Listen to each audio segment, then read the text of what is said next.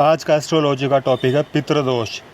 जैसे कि आप सबको मालूम है, ये श्राद्ध का टाइम चल रहा है और इन्हीं दिनों में एक सवाल खड़ा होता है जब आप तर्पण करने जाते हो कि पितृदोष तो नहीं है। पितृदोष कैसे बनता है, उसके कारण क्या होते हैं, लक्षण क्या होते हैं, ये अभी बताऊंगा आपको। पितृदोष देखा जाता है कि अगर किसी व्यक्ति की मृत्यु के बाद उसका विधि विधान अंतिम संस्कार ढंग से ठीक तरह से नहीं किया गया हो या फिर उसकी अकाल मृत्यु हुई हो, तो उस इंसान से जितने भी रिलेटेड लोग हैं उसकी पीढ़ियों को ये दोष झेलना पड़ता है। और इसके जो लक्षण होते हैं उनसे मुक्ति के लिए छोटे छोटे उपाय होते हैं जिन्हें करने की ज़रूरत होती है। अच्छा, कुंडली में पितृदोष कैसे देखा जाता है? कुंडली बताती है जब भी सूर्य को राहु केतु और शनि के साथ सूर्य बैठे होंगे या इनके दृष्टि दोष से पीड़ित होंगे तब पितृदोष बताया जाता है।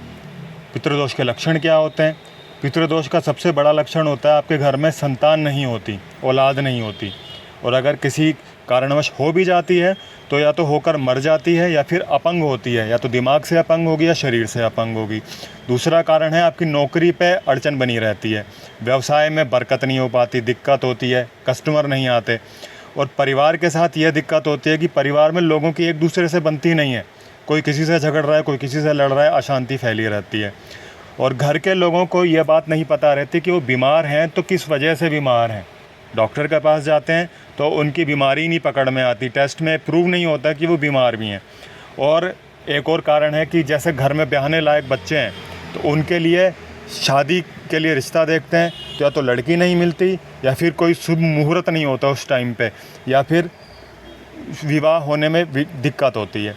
और अपने ही परिवार के लोग एक दूसरे से धोखेबाजी करने लग जाते हैं। दुर्घटनाएं अक्सर होती हैं, जैसे आप सिंपली किसी जगह पर जा रहे हो और आपकी गाड़ी पंचर हो जाएगी या पीछे से कोई गाड़ी हिट कर देगा, वो भी से लगभग इसी कारण होता है। जो शुभ कार्य होते हैं आपके घर के, मांगलिक जो कार्य होते हैं, उनमें दिक्कत पेश आती है, उनमें विघ्न होता है। वो मतलब आप सोचते रह जाओगे कि ये मेरे घर में मैंने ये करवाना है, और वो डेट पे डेट आगे बढ़ती जाती है। और लोगों के ऊपर फिर शक होने लगता है एक तरीके से कि इसको किसी ने कुछ खिला तो नहीं दिया जो ये हमारी बात नहीं मान रहा है, ऐसा बिहेव कर रहा है।